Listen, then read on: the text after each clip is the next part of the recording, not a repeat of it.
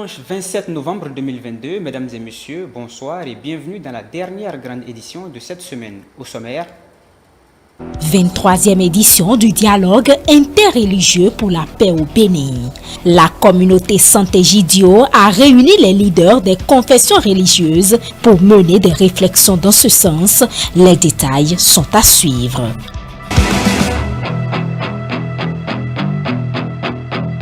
Sur les plateaux de l'émission Dimanche c'est politique, la loi modificative, code de procédure pénale, l'initiative d'Accra et les enjeux du scrutin législatif de janvier 2023 étaient au cœur des échanges.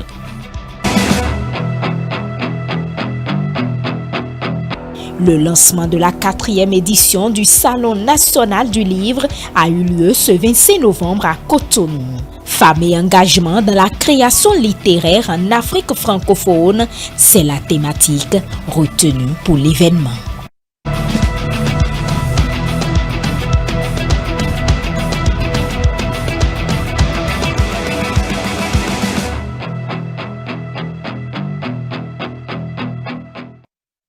à nouveau, bonsoir et toutes nos excuses pour le retard accusé dans le démarrage de cette édition. Nous l'annoncions en titre, la 23e édition du dialogue interreligieux pour la paix s'est tenue ce samedi 26 novembre à Cotonou. Cette initiative de la communauté chrétienne Saint-Egidio a réuni les leaders des confessions religieuses du Bénin. Objectif, effectuer des prières pour la nation. Le compte rendu avec Modeste de Soutogwe et Prudence Kousouron. C'est une rencontre interreligieuse de prière pour la paix qui s'inscrit dans l'esprit d'Assise, où le pape Jean-Paul II invite les représentants des religions du monde à se réunir et à prier pour la paix. Cette journée de spiritualité, de réflexion, d'échange et de prière a connu la participation des acteurs politiques, des civils et des religieux venus de part et d'autre autour d'un même idéal. Une mission est assignée aux religions: travailler à la paix et à la réconciliation dans le monde. Cette rencontre vient à point dans la marche aux législatives apaisées. Au Bénin, la promotion de la paix est indispensable en ces moments où notre pays se prépare pour élire ses représentants à l'Assemblée nationale.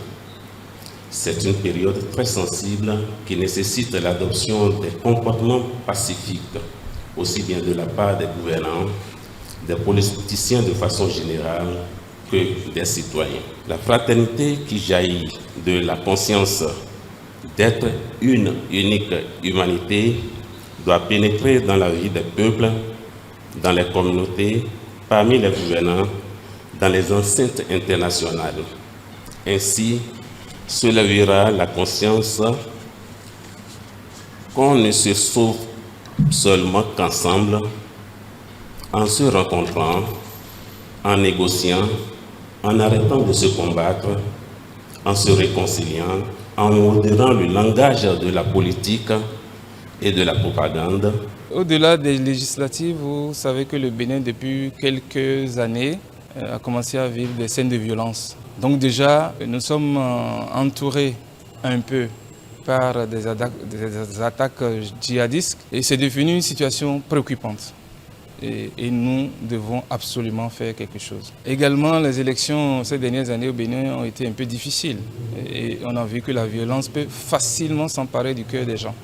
C'est pour cela qu'il est important qu'on puisse mettre ensemble les gens, surtout les leaders qui sont capables de parler à leurs fidèles, qui sont capables de parler aux communautés à la base. Une caractéristique du dialogue interreligieux est de chercher à dépasser les antagonismes et les conflits. Apprendre à connaître l'autre, c'est faire tomber peu à peu les clichés et les stéréotypes. Les confessions religieuses doivent œuvrer pour une cohabitation pacifique au sein des religions. Face à ces défis majeurs de notre temps, que devons-nous faire aujourd'hui en tant que leader religieux, en tant que décideur, citoyen de ce pays, cher à notre cœur?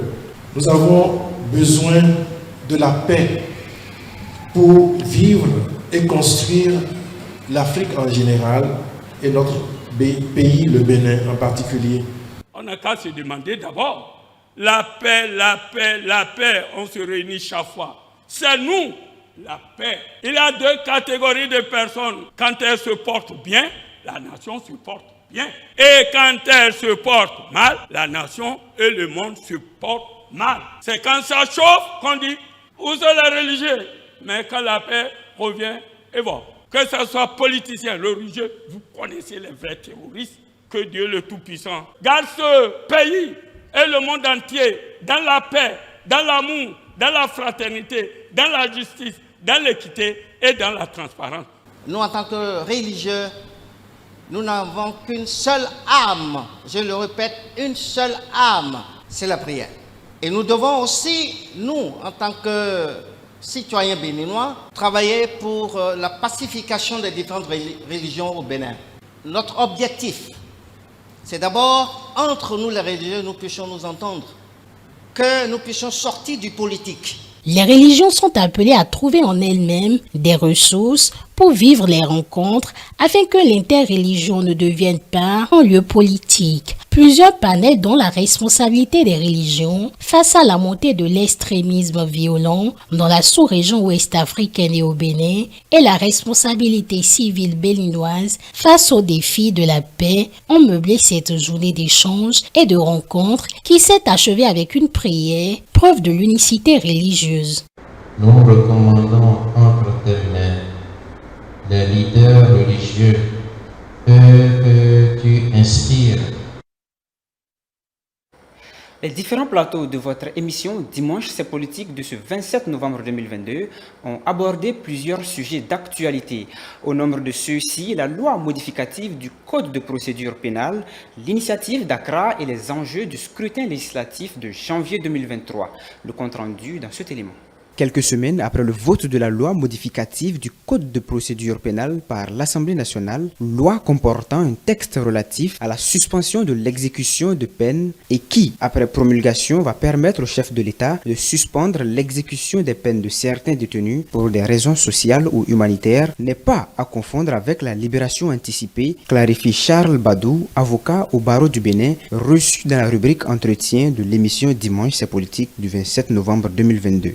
La suspension de l'exécution de la peine se distingue de la libération anticipée sous plusieurs points. Déjà, on parle de libération conditionnelle. Ici, on parle de suspension de l'exécution de la peine. Pour ce qui est de la libération conditionnelle, vous sortez. Vous ne courez plus le risque d'avoir à exécuter la peine, sauf révocation. Alors que pour la suspension, la peine est là, existe. C'est simplement son exécution qui est suspendue. Deuxièmement, les conditions d'obtention ou de jouissance ne sont pas les mêmes. Pour ce qui est de la libération conditionnelle, j'ai dit tout à l'heure qu'il faut l'avoir exécutée au moins pour moitié, sauf les exceptions qui sont indiquées. Pour la mesure de suspension de l'exécution de la peine, la loi dit qu'il faut simplement l'avoir entamée, c'est-à-dire entamer l'exécution. Donc, vous pouvez l'entamer pour une semaine, vous pouvez l'entamer pour 2 jours et vous pouviez bénéficier de cette mesure-là. Et il y a une durée. Pour la mesure de suspension de l'exécution, la durée est de 5 ans maximum, renouvelable une fois. La différence aussi, c'est l'autorité qui l'accorde. Pour la libération conditionnelle, c'est le ministre de la Justice, mais pour la suspension de l'exécution de la peine, c'est le président de la République. Au cours du duel, les deux débatteurs convergent sur la possibilité d'observer au soir du 8 janvier 2023 un fort taux de participation pour le scrutin législatif. Ils divergent cependant sur les motivations de cette probable réalité.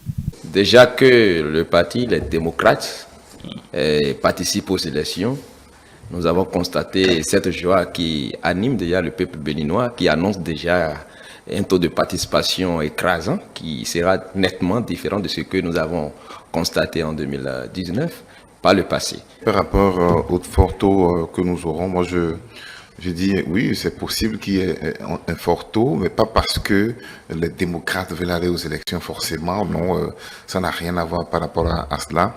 Le fort taux pourrait être l'envie du peuple d'aller s'exprimer aujourd'hui simplement, ou ça dépend aussi des caractères qui gouvernent un certain nombre d'éléments aujourd'hui dans l'État. Et ce sont ces éléments-là qui permettront, une fois au peuple d'aller d'aller s'exprimer dans les urnes pour désigner ses représentants comme il a envie de le faire. Dans l'hebdo des éditos, les invités apprécient l'union souveraine contre le terrorisme prônée par l'initiative d'Accra. C'est une initiative que je trouve quand même louable.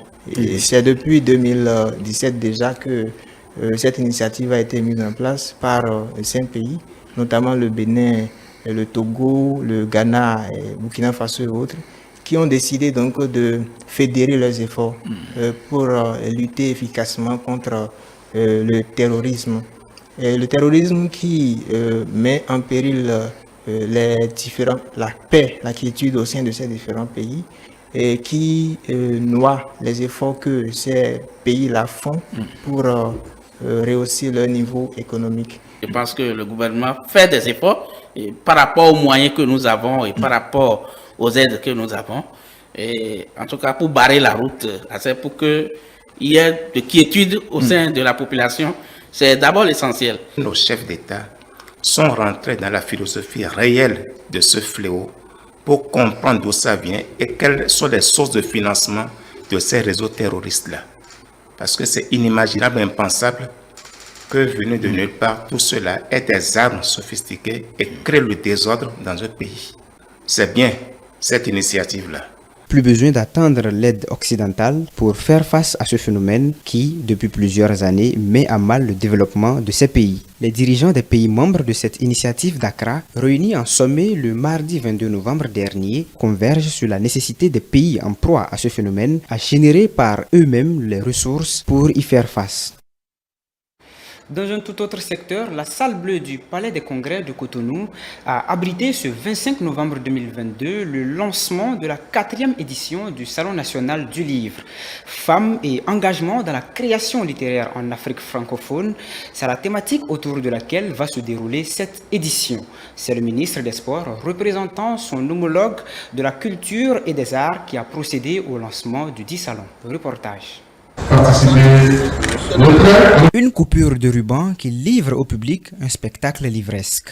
Des écrivains aux lecteurs, en passant par les éditeurs, diffuseurs, tous les acteurs de la chaîne du livre béninois sont à l'honneur à travers cette 4e édition du Salon national du livre. À défaut de la présence physique de certains écrivains, le public peut quand même se contenter de leurs œuvres exposées dans les différents stands. Le Salon national du livre que nous célébrons ce jour est un moment de réjouissance, de rendez-vous culturel et économique sur l'avenir du livre au Bénin. C'est aussi un espace de découverte, de rencontre et de partage d'expériences entre professionnels, lecteurs et amoureux du livre. Les stands sont vraiment bien faits et attirent du monde. Et on note une diversité notable dans les activités programmées. Pour la réussite du Salon national du livre, les organisateurs ont déployé des moyens importants et ils comptent sur la bonne foi des uns et des autres pour l'atteinte des divers objectifs. Les actions à mener devront être orientées vers une amélioration des tests pour que nous ayons enfin un prix unique du livre. Aussi, l'épineuse question de la piraterie des livres contrefaits doit être réglée. Il en est de même de la lutte farouche contre les écoles et les lycées qui sont devenus des distributeurs du livre. Absent pour raisons professionnelles hors du territoire national, le ministre du Tourisme, de la Culture et des Arts s'est fait représenter par son collègue des Sports. Ce dernier, au nom de son collègue du Tourisme, de la Culture et des Arts, exprime ses ambitions pour l'univers du livre au Bénin. Il notifie aussi les réformes mises en place par le gouvernement pour un avenir radieux du monde livresque. Le Salon national du livre les a invités, toutes générations confondues, pour les célébrer. Nous ne les remercierons jamais assez pour avoir accepté d'être des nôtres, à commencer par les hôtes d'honneur venus spécialement à Cotonou. Je veux nommer Ken Boubou du Sénégal, sénégalaise de naissance, mais béninoise d'alliance et de cœur, Sophie Adonon, franco-béninoise que nous sommes ravis d'accueillir dans ce pays qui est le sien, et notre sœur Germaine Kouméalo Anaté du Togo, puisque pour nous il n'existe pas de frontière entre les nations africaines. Bienvenue encore chez vous. L'industrie du livre est encore malheureusement balbutiante au Bénin. Nous aimerions bien, comme ailleurs, que le livre devienne un produit de consommation généralisée afin de générer une économie capable de nourrir toute la chaîne et d'assurer à chaque maillon le lucre attendu. Mais ce rêve passe par la structuration du secteur, la réinvention des pôles d'excellence, la restauration, l'équipement et l'animation des bibliothèques et centres de lecture publics. Des exigences auxquelles s'attelle déjà le ministère du Tourisme, de la Culture et des Arts à travers l'accroissement et la digitalisation des fonds documentaires du réseau des bibliothèques publiques, l'accès en ligne des différentes offres de la Bibliothèque nationale complètement transformée. Nous n'oublierons pas non plus le soutien de l'ambassade de France à travers le programme des ressources éducatives qui vise la promotion de la littérature pour enfants. Pour rappel, cette 4e édition du Salon national du livre est placée sous le thème Femmes et engagement de la création littéraire en Afrique francophone. Elle sera meublée d'activités aussi diverses que variées qui sont composées des conférences débats, panels, cafés littéraires ainsi qu'une panoplie d'ateliers jeunesse. Voilà, on en vient à présent à ce magazine. Le nombre de plaintes liées aux violences faites aux femmes est croissant, et ceci bien que certaines passent encore sous silence. Comment se préserver de cette violence en tant que femme et quels sont les moyens de recours dont disposent les femmes pour dénoncer ces actes? Les réponses avec Chano Dopéon et Isaac Mongo.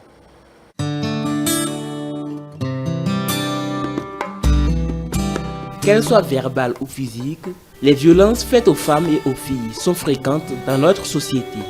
En témoignent ces victimes qui ont décidé de briser l'omerta et de se confier. Moi-même, j'ai été abattue par mon mari.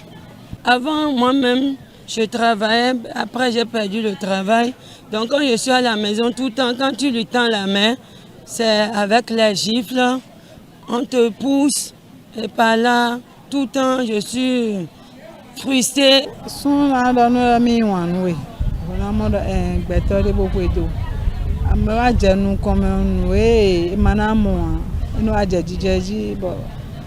Ina jo video kojinu e alo bohoro kono na he kaka je bade me même fille ne présentement dion file biero kocheji bi dion we amo enne ka so dia e ko tanto ngoro gbebi bono ho kan kaka bono he e wa glon wa mo sans social di do ha mi weti o file ndo. Le 1er janvier, j'étais partie au stade de l'amitié pour pouvoir prendre une thé quand la personne m'a parlé. Donc je marchais à pied quand la personne m'a encore appelé que de venir à PEC au niveau du PK14. Donc en allant là-bas, moi je crois que c'était chez lui, alors que c'était pas chez lui, c'était chez un ami. Je sais pas qu'est-ce qu'ils ont dit à ses amis et ses amis sont partis. Donc il restait moi avec lui. Donc il me demandait de prendre de la boisson. J'ai dit non. Il a dit qu'elle voulait faire rapport avec moi. Moi, je lui ai carrément refusé. J'avais porté un pantalon que moi-même, je ne pouvais pas enlever et que c'est mes petits frères qui m'enlèvent. Donc, je ne sais pas comment elle est arrivée à m'enlever parce qu'il a tenu mes 2 bras derrière en me mentalisant. Donc, c'est lui qui m'a violée et le sang s'est commencé par couler. Donc, je n'arrive pas bien. Mes yeux tournaient en rond quoi. C'est justement pour lutter efficacement contre ces formes de violence à l'égard des femmes ainsi que toutes les autres formes de discrimination que le gouvernement a créé par décret le 21 juillet 2021 l'Institut national de la femme. L'organe, placé sous tutelle de la présidence de la République, a pour mission d'œuvrer à la promotion des femmes au plan politique, économique, social, juridique et culturel. À ce titre, il fait en outre l'état des lieux sur la problématique de toutes ces formes de violence. Voici par exemple les statistiques de cet institut en une année d'activité. Au cours de la première année d'exercice de l'Institut national de la femme, nous avons recensé 156 plaintes. Nous avons remarqué que le nombre de ces plaintes s'accroît chaque mois avec plusieurs cas de viols sur mineurs, d'agressions sexuelles aggravées, de violences patrimoniales et j'en passe. C'est dit que le phénomène a la carapace dure et il n'y a que notre engagement pratique et notre mobilisation continue pour le vaincre. Les violences basées sur le genre déshumanisent progressivement notre monde sous nos regards, le plus souvent inconsciemment approbateurs, parfois délibérément complices et quelques rares fois timidement réprobateurs. Des chiffres qui témoignent de l'existence de ce phénomène. Des chiffres qui pourraient augmenter si toutes les victimes brisaient le silence pour dénoncer. Mais la dénonciation est un autre combat que des activistes mènent au fait de convaincre les victimes à se confier. Ce que beaucoup refusent pour nombre de raisons. Il y a les pesanteurs sociologiques, les réalités sociologiques qui amènent les femmes à ne pas dénoncer. La population d'ailleurs, même si elle dénonce à un moment donné, elle se recule compte tenu des réalités que nous observons au sein de la communauté.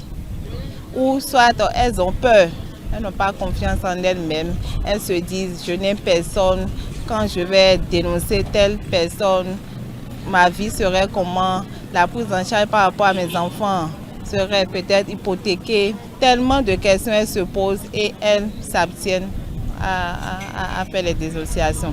La question qui s'impose à chaque fois qu'on parle de violence physique sur les femmes, en l'occurrence dans le couple, c'est bien évidemment qu'est-ce qui peut pousser un homme à porter la main sur sa compagne. Les Cotonois en parlent.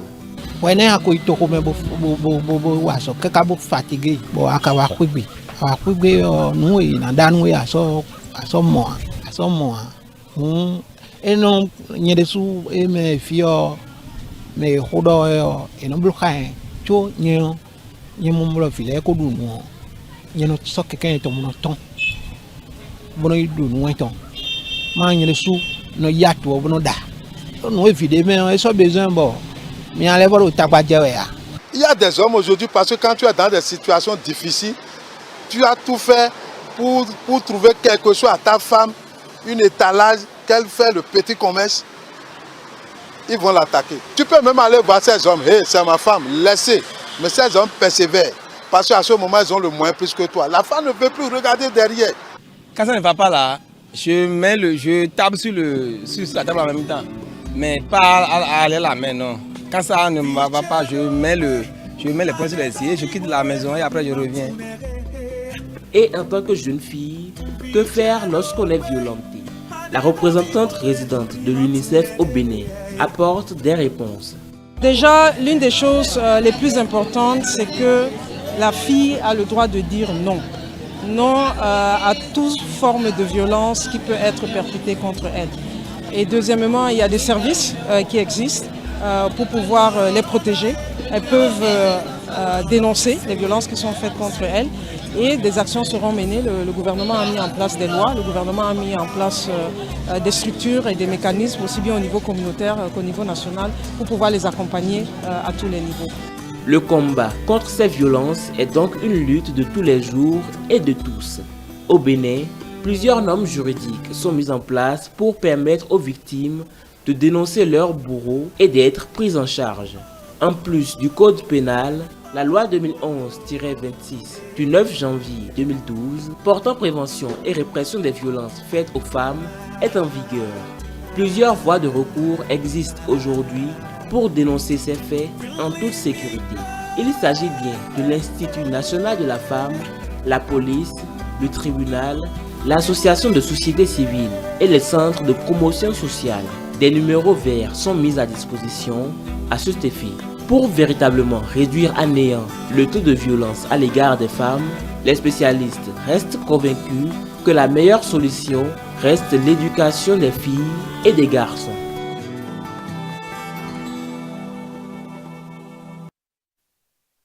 Merci à Jeannot Dopeyon et Isaac Mongbo pour ce magazine réalisé à l'occasion de la Journée mondiale de lutte contre les violences faites aux femmes et aux filles.